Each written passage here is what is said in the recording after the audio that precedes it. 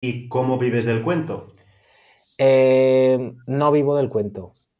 Yo vivo para el cuento, que es distinto. Pero bueno, creo que sé para dónde vas. Pues no sé, yo quería ser astronauta y cantante pop. Como eso no se dio muy bien, entonces decidí buscarme la vida como profesor de creación literaria y entonces así acabé haciendo algo que se relacionaba bastante más con la creación y quizá esto es lo que me ha permitido los últimos 10 años seguir haciendo cuentos, novelas, historias. Pues si te parece, Israel, empecemos hablando precisamente por esto, por el taller de escritura creativa que fundaste creo que en 2010. 2010. Eh, es tu forma de vivir del cuento o una de las principales formas que tienes de vivir del cuento, pero al final son historias de otros. Me gustaría saber cómo te implicas tú en estas historias, hasta qué punto ves tu huella reflejada en estas historias ajenas.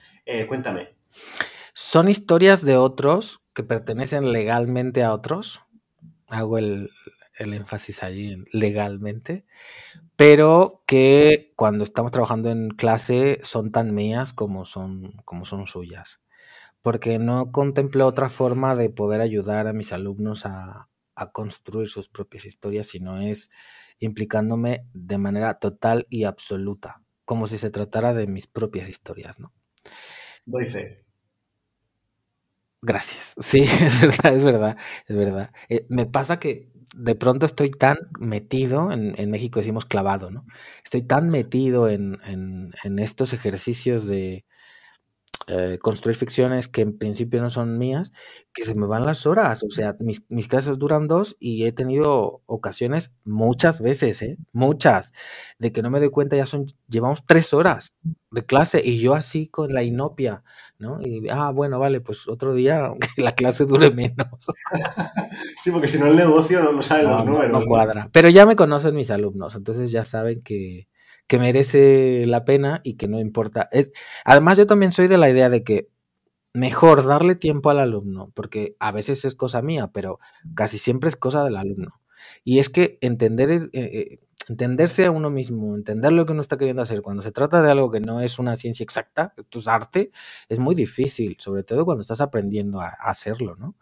Entonces yo prefiero darle espacio al alumno y si tiene que durar más, lo que sea, pues que dure más, pero nunca cortar una clase sin que hayas concluido algo, sin que llegues a tener la sensación de que efectivamente has avanzado, has dado un paso y has entendido por dónde tienes que seguir. Porque si no, Ujú. es como si tuvieran, yo qué sé, permíteme ser un poco burdo, pero es como cuando te cortan el orgasmo y estás en plena faena, ¿no? Pues igual. Sí, vale, sí, sí, muy, muy visual, está clarísimo lo que quieres decir. No, no, te entiendo perfectamente.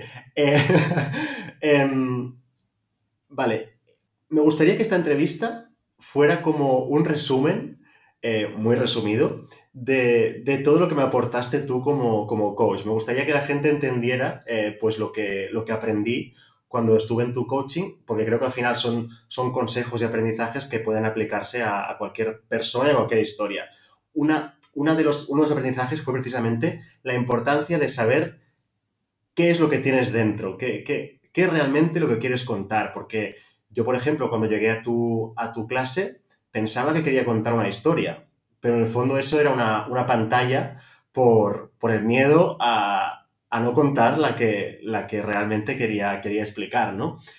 Te quería preguntar, ¿cómo saber cuál es nuestra historia, según tu punto de vista, y por qué nos cuesta tanto aceptar esa historia que tenemos dentro?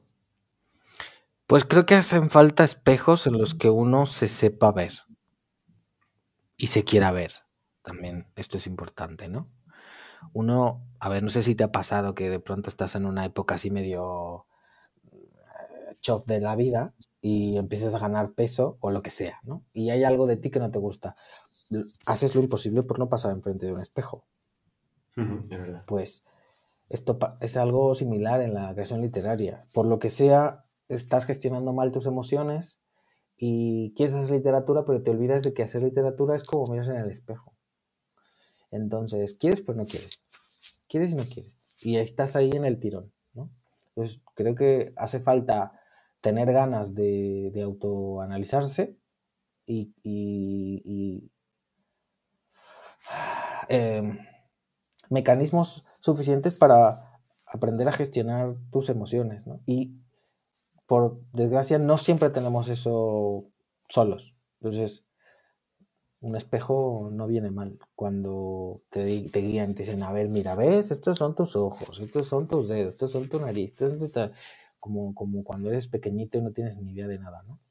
Y es que a veces llegamos así a la creación, un poco como, pues no sé, yo no sé nada, yo solo sé que me puse y ha salido esto, ¿no? Ya está. Creo que así se podría gestionar, así lo suelo gestionar con mis alumnos y les va bien. A ver, recondúceme que me estoy yendo por otro... Sí, no, entonces, si la creación literaria es ponerse frente a un Mm. espejo, ¿la creación literaria es mejor cuando duele? No, no necesariamente. Yo creo que esto depende de cada persona. No. Ahora, es muy habitual en todo arte que las premisas provengan del dolor, Ujú. pero no tiene por qué ser siempre así. Hay quienes defienden muy intensamente que no debería por qué ser así, no tendría por qué ser siempre así. Y me parece muy bien, creo que nazca desde otro lugar que sea distinto al dolor está muy bien. Lo que tengo que decir es que a lo mejor la familiaridad que produce ese sentimiento, que es un sentimiento tan primario, tan de recién nacido, ¿no? Es lo primero que sentimos cuando llegamos a este mundo. Um, Se parece mucho o tiene mucho de los elementos constitutivos de un drama, de un conflicto, ¿no? Es alguien que quiere algo pero no lo puede obtener, ¿no? Y en ese ejercicio, pues sufre, ante las fuerzas de antagonismo, sufre. Es un tipo de sufrimiento que a lo mejor no es de arrancarse las venas, pero solo deja de sufrir quien obtiene pronto lo que quiere, ¿no? Y en la vida real preferimos que sea así, pero en la ficción no puede serlo, porque si no nos aburrimos muchísimo. Sí, no sé, es que se me va la lengua, Robert. Tranquilo que yo te reconduzco en la medida de lo posible. Vale. Hablemos de dos espejos que tú usaste en nuestras clases, porque creo que son bastante representativos. Uno de ellos fue un ejercicio de escritura automática, que para mí fue un antes y un después, porque fue dejar de pensar en los aspectos formales, en una estructura previa que yo tenía en la cabeza de mi historia antes de realmente saber qué historia quería contar. Fue liberarme del consciente, ¿no? Para dejar entrar otras ideas que tenía dentro que no afloraban y creo que fue decisivo. Otro ejercicio que me hiciste hacer fue planificar la novela en una pared blanca con post-its. Y de hecho aún tengo los post-its colgados aquí como recuerdo. Cuéntame, ¿cuál es la voluntad de estos ejercicios? Bueno, que puedas tener una visión un poco más global de tu proyecto, no necesariamente teniéndolo por escrito, o sea, el manuscrito ya, ¿no? El primer borrador de la obra. Para que así tengas mecanismos que te ayuden a pensar en él y pensando en él, afinar y tomar decisiones, ¿no? Descubrir esto de creer que quieres contar algo cuando en realidad quieres contar otra cosa, tiene que ver con algo muy elemental, muy de nuestra naturaleza. Somos seres humanos y no siempre hacemos eh, el ejercicio de la confrontación, de todo lo que nos esté pasando, porque a veces nos acojona. Y esto sucede igual en la creación literaria. Entonces, estos ejercicios ayudan a conectar con el subconsciente del que provienen todas esas ideas que realmente son las que están devorando el espacio discursivo de tu proyecto sin que tú seas consciente de ello. Entonces, buscan estos ejercicios que tú tomes conciencia, que salga, que puedas alumbrar, iluminar esa oscuridad que para ti es oscura, pero que para el de fuera no. Yo, por ejemplo, me pongo a hacer un poco de memoria de lo que pasaba contigo yo te leía y como, claro, tengo tanto recorrido, o sea, esto me ha pasado tantas veces con alumnos que no me costó tanto verlo. Pero claro, es que yo no soy tú, ni estoy viviendo, sintiendo lo que sea que estés viviendo y sintiendo tú. Y no es importante que lo vea yo como coach, es importante que lo sepa ver el alumno y que una vez visto sepa hacer algo al respecto, ¿no? De ahí que esos ejercicios resulten tan útiles. Hay quien dice que no se puede enseñar o aprender a escribir. Tú eres un ejemplo de todo lo contrario, no solo como profesor, sino también como alumno, ¿no? Porque, bueno, ahora me matizas o me discutes, sí, pero al final tú tienes dos másters de creación literaria, ¿no? En la Universidad de Sevilla, creo, ¿no? Y en la Pompeu Fabra de Barcelona. Aparte, fuiste becario residente de la Fundación Antonio Gala. Entonces, ¿a escribir se aprende o no? Sí, se aprende. Y se puede intentar enseñar con relativo éxito. Suficiente como para ganarse la vida intentándolo, pero yo no estoy tan seguro de que se pueda enseñar. Lo que sí se puede hacer es aprender. Y en ese sentido, una formación literaria necesita de unos referentes con sensibilidad para ayudarte a convertirte en una persona autónoma, porque si quieres dominar el oficio necesitas poner mucho de tu parte, por eso lo de aprender, ¿no? Necesita haber una voluntad férrea y una estrategia también para saber dónde mirar, cuándo mirar, cómo mirar, que es la que te permitirá eventualmente aprender. Porque si tú esperas que alguien más venga al maestrito con su librito y te diga A, B, C, D, E, F, G, H, no, es que esto no son ciencias, ¿sabes? Y aún en las ciencias eso funciona un poco al principio, pero si quieres romperla en algún momento, si quieres hacer algo significativo, si quieres ser tú y dejar de ser todos los demás, pues necesitarás plantearte las formas a través de las que te han acercado, ¿no?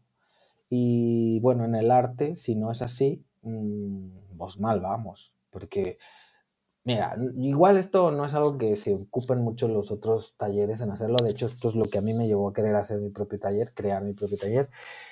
Y es que a mí nadie me enseñó a ser artista, a mí nadie me enseñó a ser creador, escritor.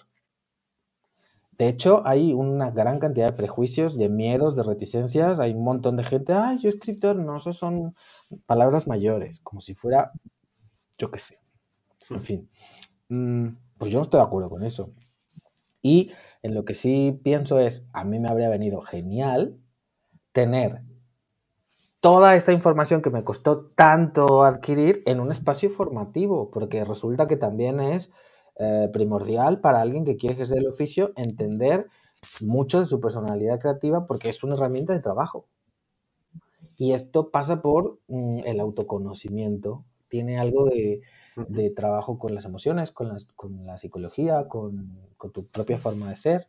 Y aunque lo queramos o no, nos guste más o no, le pongamos adjetivo de moñas o no, pues es lo que hay. Y yo decidí no obviarlo, como hace la mayoría de los espacios de formación en materia de creación literaria, porque todo el mundo se centra sobre todo en cuestiones de carácter formal y a veces cuando tienen tiempo de lidiar con los intereses personales de cada alumno, hablan un poquito del discurso, del fondo, pero nada más. Casi nunca, no sé, dímelo tú, si te ha pasado, ¿no? Yo nunca he encontrado un espacio en el que se hable de ser artista y de los problemas propios, de los dilemas propios del artista, particularmente del escritor. Entonces, bueno, pues para poder trabajar todas estas cosas, si no te conoces, pues no vas a llegar a ninguna parte. Me gusta el concepto que has comentado de desarrollar la personalidad creativa. ¿Cómo definirías la tuya? Bueno, Es un boomerang, no, ¿eh? no, El fenomenal. boomerang ha vuelto A hacia ver, ti. yo diría que una de las cualidades que más describe mi personalidad creativa es que soy melancólico, Soy memorioso, bueno, eso va de la mano de ser melancólico, ¿no? Y neurótico. El cuento, el cuento es bastante, el cuento que hemos publicado en el podcast es bastante elocuente En en otras ese palabras, caso, ¿vale? corroboro. ¿No?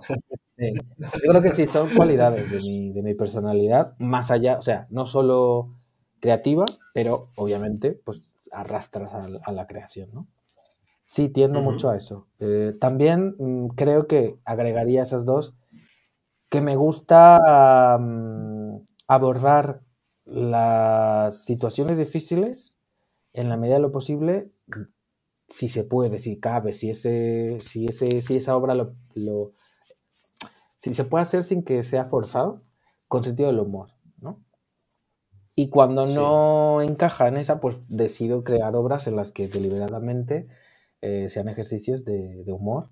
Mi última novela, por ejemplo, es toda, en el fondo es un dramón que te cagas, pero es una comedia. Está escrito para invitar a la carcajada, ¿no? Cosa que me resultó, no sobrará decirlo, difícil de conseguir. Fue todo un reto porque ya te digo, yo soy melancólico y neurótico. Entonces yo vengo de la lagrimita, yo vengo del corazón partido y tentar lo contrario ha sido heavy, pero súper chulo, lo volvería a hacer. Claro, supongo que aún tiene más valor, ¿no? Si eres neurótico, nostálgico, es decir, es como una persona tímida que intenta hacer cosas de persona sociable, que ese contraste, ¿no? Entre tu naturaleza y lo que intentas genera situaciones muy interesantes, ¿no? Muy contradictorias e interesantes. Digamos que la ironía y el sarcasmo siempre han estado presentes tanto en mi personalidad como en mi literatura. Lo que pasa es que quizá la literatura que he conseguido que destaque más de la que he hecho hasta ahora, pues se caracteriza sobre todo por la primera parte, ¿no? La melancolía y la neurosis. Supongo que esa mirada es la que hace que un libro tuyo parezca tuyo, o sea, que parezca incluso autobiográfico aunque no lo sea, ¿no? Porque hay una coherencia, ¿no? En tu forma de ver el mundo y lo que Bueno, estás sí, explicando. Sí. imprime estilos. Esas cualidades de la personalidad creativa terminan convirtiéndose en un estilo personal. Ujú. En el caso de Curso de Belleza, Amor y Sexo, ¿es una novela autobiográfica, No, dirías? es autoficción. Ujú.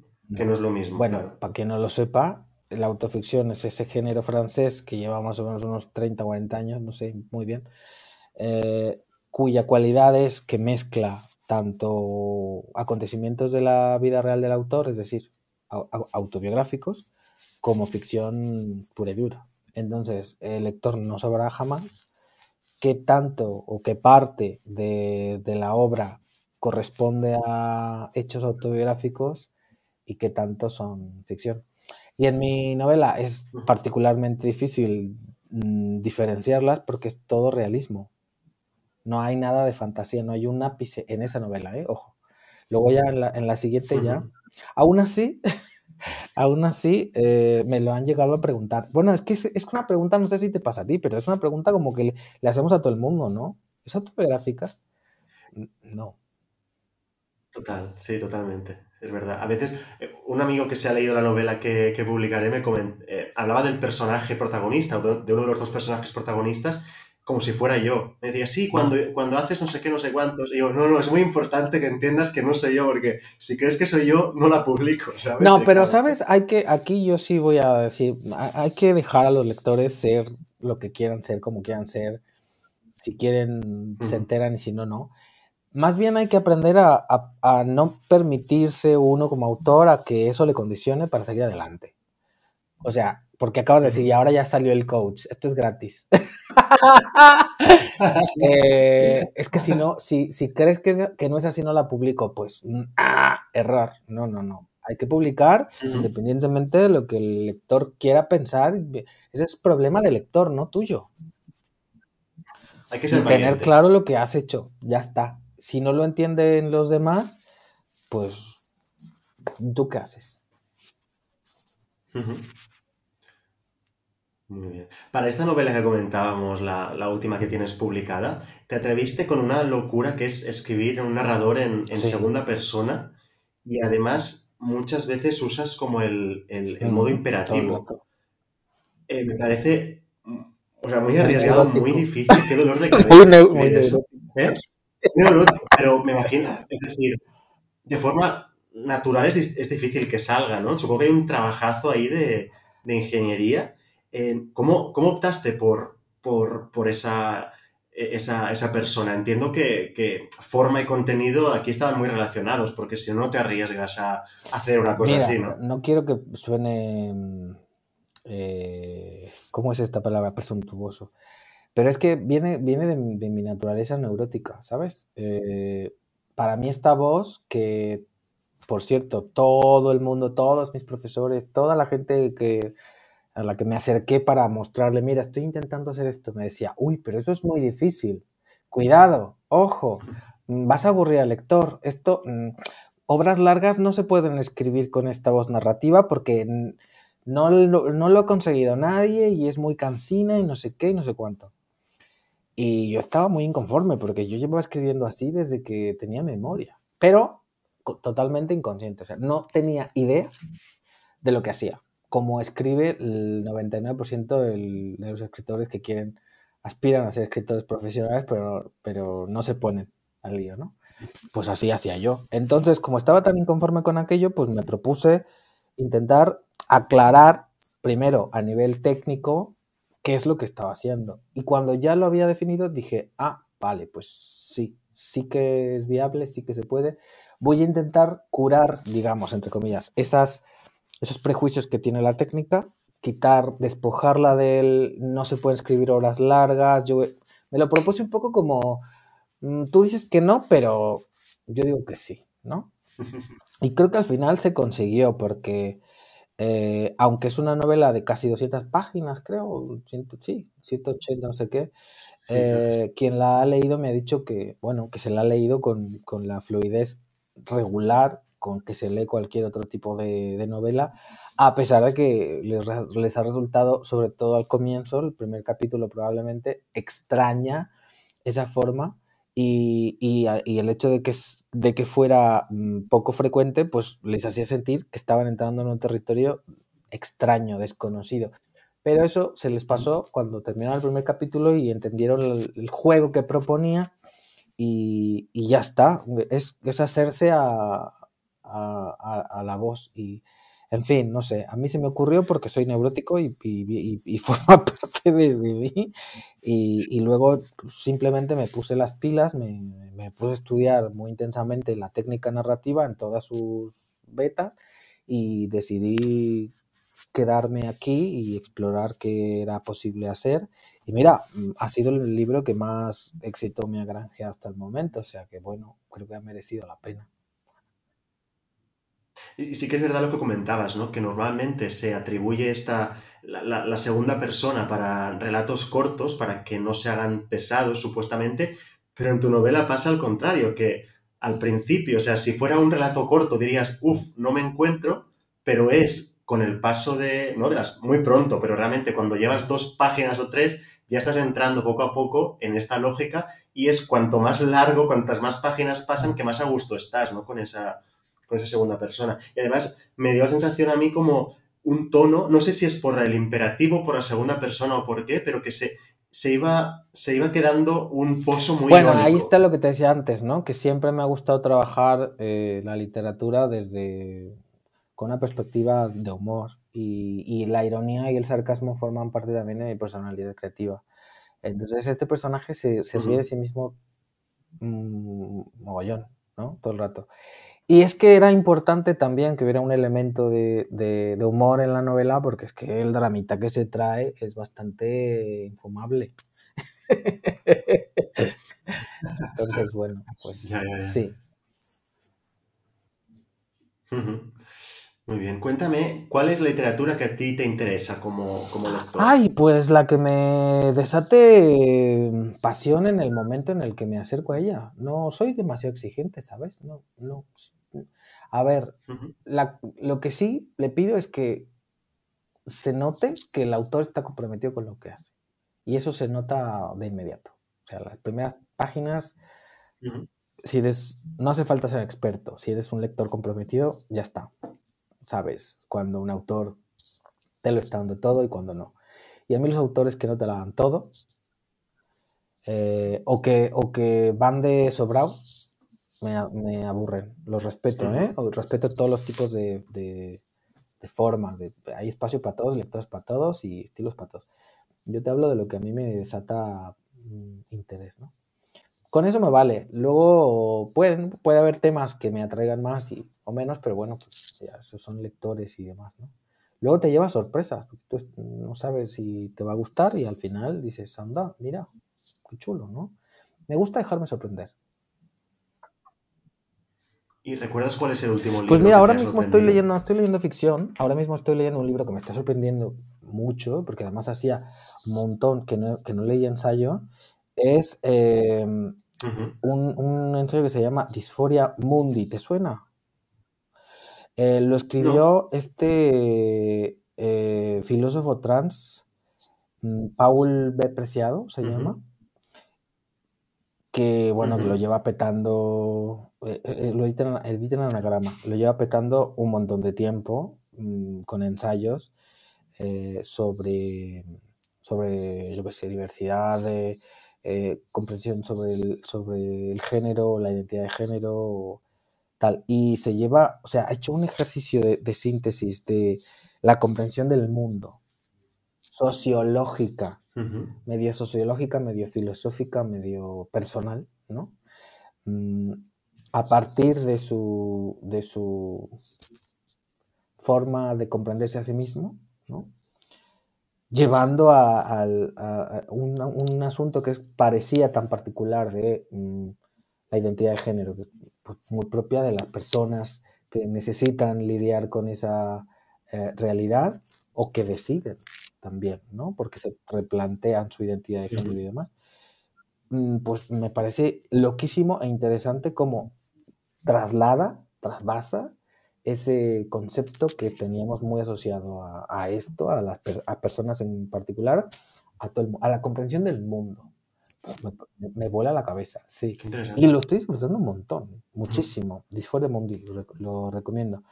No pensé que me fuera a traer tanto. Ya me habían hablado del autor, no le había dado oportunidad, menos mal que se la di y lo estoy gozando un montón. ¿Y qué opinas de la literatura queer como concepto, como etiqueta? ¿Es necesaria? ¿Es positivo que haya una etiqueta para eso? ¿O la literatura es literatura y no hace falta? A ver, al mercado le hace falta. Pero al mercado, es que el mercado capitalista necesita esto para funcionar. Y si tenemos en cuenta que nuestra manera de pensar es esa, la del mercado capitalista, pues es en cierta medida necesario. Pero no debería serlo. No es imprescindible, pero pues para la mente limitada de mucha gente sí, porque no hemos dado el paso de dejar de quitarnos en medio tanto prejuicio, tal. O también porque literalmente desconocemos, ¿no? Y si no tenemos el nombre para llamar tal cosa, nos cuesta trabajo entender. No sé tú, pero yo tengo la sensación de que conforme va avanzando esta segunda década del siglo XXI, bueno, ya estamos en la tercera, ¿verdad? A lo largo de la segunda. Sí, He querido decir. Hay como una especie de evolución y cada vez nos vamos despojando de esa necesidad.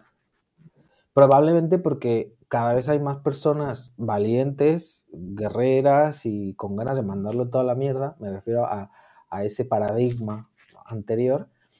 Y poco a poco se va perdiendo la necesidad de trabajar con las etiquetas en general. Pero hasta que no hayamos evolucionado socialmente de manera masiva en esa dirección, van a seguir siendo necesarias. Y tampoco lo veo como una tragedia. Ojalá que en algún momento se diluyan, porque eso significaría que hemos habitado un mundo un poco más igualitario. ¿no?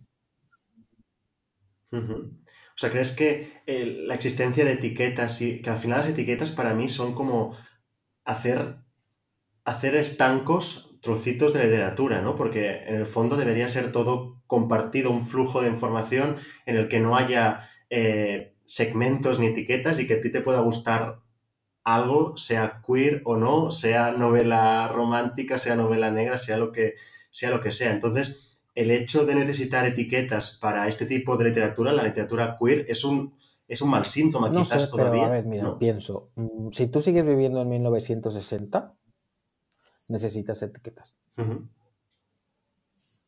Ya. No puedes sobrevivir al 2023 eh, si todavía vives en el 60. ¿Entiendes lo que quiero decir? O sea, te arrastras del 60 al Ujú. 2023. Es el pez fuera del agua. O sea, si no le das etiquetas, muere. Y quizás lo que está pasando, que cada vez hay menos gente de los 60 que habita el siglo XXI, ¿no? Pero pues mientras la siga Ujú. habiendo, las etiquetas serán necesarias, hasta que dejen de serlo. Y no sé, lo que pasa entre medias, Ujú. ay, mira, sabes que yo tampoco le doy tanta importancia.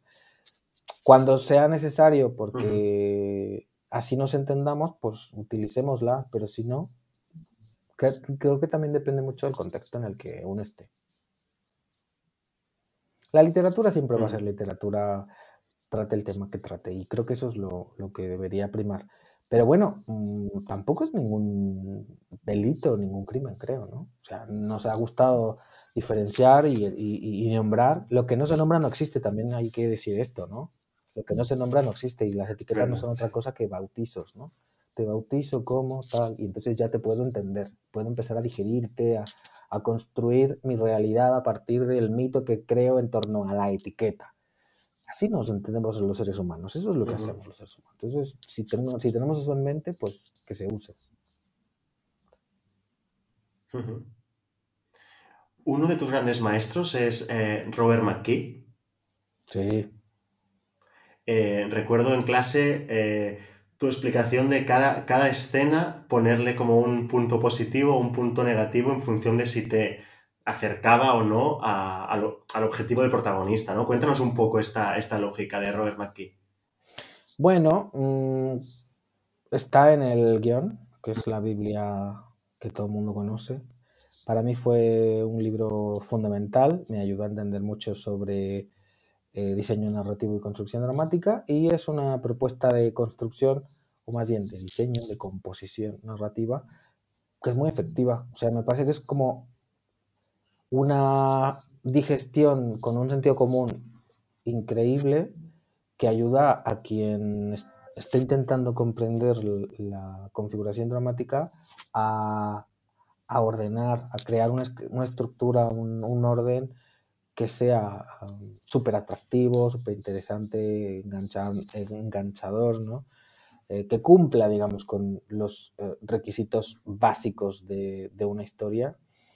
Y bueno, como es útil, pues yo procuro acercársela a mis alumnos. También tengo que decir que no todos están preparados para ella, porque requiere para comprenderla y poderla llevar, o sea, ejecutar su propuesta de construcción y diseño narrativo, hace falta tener muy bien integrados conceptos del ABC, ¿no? Ujú. Todo aquello que tenga que ver con los esquemas actanciales, con los conflictos de los personajes, con la construcción de los personajes, algo mucho más elemental, ¿no?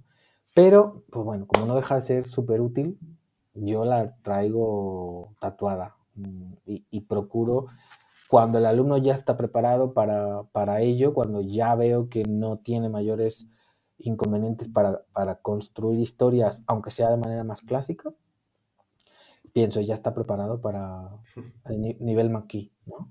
Y funciona, y funciona. Por supuesto, es solo una metodología de trabajo, no es la fórmula, pero es que ha sido súper exitosa, ¿sabes? O sea, pocos libros, pocos autores que se dedican a la reflexión, a la teorización, en fin, sistematización de la creación literaria, han conseguido tanto éxito como él, porque tiene unas virtudes que pocos tienen, que es hiper claro, hiper pragmático y directo. Eso es súper útil, todo el mundo quiere eso. ¿Y cuáles crees que son así sus 3 consejos o su consejo más útil para alguien que esté empezando a escribir? ¿Cuál destacarías? A ver, es que no es que se puedan reducir todo el guión, es un compendio súper profundo de conocimiento sobre construcción dramática, creación, etc. Y no lo trabaja como a nivel de consejos, pero creo que sí, entre toda su propuesta, la que más destaca, en mi opinión, es esa, la del diseño narrativo. Para poderlo explicar, tendría que dar acá una clasecilla de por lo menos, considerando que soy de lengua larga, 1 hora. Pero, vamos, que lo que recomiendo es ir a leer el libro, que no se van a arrepentir. Además, acaba de publicar en inglés un libro que se llama Acción, solo, que está enfocado a la progresión y al desarrollo dramático, y tiene otros 2 que ya están traducidos al español, que son diálogos y personajes. Es decir, lo que está haciendo antes de morir, porque ya se está haciendo mayor, es que se está aliando con otros grandes pensadores de la creación literaria como él, y están trabajando en conjunto proyectos que desmenuzan todavía más lo que ya había comenzado a hacer en el guión. Y lo que hizo en el guión no fue poca cosa, ¿eh? Estamos hablando de una Biblia, o sea, es un tochazo, es un libro para leer con rotulador, post-its, y, ¿sabes? Y estudiar. Pero si hace uno el ejercicio de leerse eso con ímpetu de quedarse, de aprender, es un máster. Ese libro es un máster. Súper recomendado. Para acabar la entrevista, Israel, me gustaría, nos comentaste que vas a hacer un pitching de tu cuarto libro, Sí. Me dicen la sed, ¿verdad? ¿Se titula? Sí. No sé si se podría hacer un avance de ese pitching para los oyentes del podcast. No. Nada. Del pitching, no, pero bueno, te puedo decir así someramente de qué va. Es una novela, es una comedia, un actor mexicano radicado en Sevilla que se enamora de un cura, al que se le aparece en el Garlochi, que es un bar que efectivamente existe en Sevilla, que invito a todos a ir, que es un deleite. Solo por verlo, si no quieren beberse nada, aunque ya que están, la sangre de Cristo, que es un cóctel súper famoso que saco de este bar para la novela también, está buenísimo. Bueno, va a ese bar en un periodo en el que está teniendo muchas complicaciones su relación con el cura, porque, hello, está teniendo una relación con un cura, eso es difícil de cojones, y se le aparece Jesucristo, literal. Y entonces vive en este encuentro con Jesús, vive algo que descubre eventualmente, es lo que le pasó a la samaritana en el pozo de Jacob en los evangelios. Pero con coitus interruptus. O sea, es como parcial. Lo que vive la sed con Jesús en este bar no es todo lo que le pasa a la samaritana, sino hasta un punto en concreto. Y esto obviamente le vuela la cabeza porque, pues imagínate si se te aparece Jesús a ti en un bar, en medio de una borrachera, ¿no? Con un dilema como ese. Pues se vuelve loca porque no entiende y se asusta y se llena de curiosidad y de desasosiego porque se piensa, bueno, ¿y qué pasa? ¿Que me voy a ir me voy a condenar o qué coño, ¿no? O sea, ¿para qué se me apareció este señor? ¿Qué quiere de mí? ¿Qué me quiso decir? Y tendrá que ver con mi lío, ¿no? Y ahí arranca. Pues ganas de que un editor de los que te va a escuchar te la coja y lo podamos leer realmente. Ojalá, yo tengo unas ganas brutales de que salga. Ojalá. Encendamos todos una veladora. Sí. Porque la sed vea la luz. Muy bien. Israel, una pregunta para finalizar, que es, ¿en tu taller de escritura Sí. aceptas alumnos todavía? Por supuestísimo. Israelpintor.com. Pueden echar un vistazo a mi oferta formativa. Hay cursos para todos los niveles y bueno, pues gente como tú que ya llegaba con un proyecto, una novela, incluso empezada y tal, o gente que quiere entrar desde cero, ¿no? Acabo de estrenar un curso, aprovecho para comentarte. Te decía cuando empezamos, me estoy probando la estrategia de los videocursos, creo que está funcionando bien. Y hay un montón de peña en todas las partes del mundo, pero especialmente en América Latina, que me dice, ay, es que quiero tomar clases contigo, pero no me alcanza, porque bueno, hay que decir también que no soy barato. Entonces, caro tampoco, ¿eh? Pero No, barato, yo no creo que seas caro, pero es un precio barato. justo. Es un precio justo, exactamente. Sí. Pero bueno, yo lo entiendo porque yo también estuve en esa época de la vida, pues son todos, sobre todo gente más joven, ¿no? Que no tenías pelas para nada, ¿no? Entonces, bueno, dije, vamos a intentar ofrecerles un curso de calidad que realmente les ayude a construir historias, que aprendan algo sustancioso y que no les cueste tanto, ¿no? Bueno, pues si quieren empezar, porque su nivel es ese, el de vamos a introducirnos, ese curso es súper recomendable, pero si no, luego están ahí los otros cursos que de momento siguen siendo a través de videollamada y el abanico es amplio. Les invito a echar un vistazo a ver si encuentran alguno que les interese y hacemos clic. Pues dejamos el enlace en las notas del programa Súper. y nada, Israel, muchísimas gracias Ay, a por venir. ti, qué bien me lo he pasado, niño. Yo Muchísimas también, la verdad que sí. Hacía mucho además que no hablábamos. Estuve en una sesión que hiciste tú con antiguos alumnos en Es YouTube, verdad. pero desde entonces no habíamos hablado, así Me que muy supo contento. a poco, porque fue súper Sí, breve. claro, éramos muchos, al final cada uno pues explicaba su experiencia, así que bueno, un placer tener este espacio para hablar solo contigo. Y nada, y estamos aquí para cualquier cosa, espero que tengamos oportunidad de volver a charlar muy prontito. Hasta pronto, Robert. Nos vemos en Barcelona. Te invitaré Gracias, Israel. unas cervecicas por ahí. Así lo haremos, gracias. Chao. A Adiós. vivir del cuento, por favor. Urge. Y escribe Ah, claro, también. Que la vida son 2 días y no me bloqueo.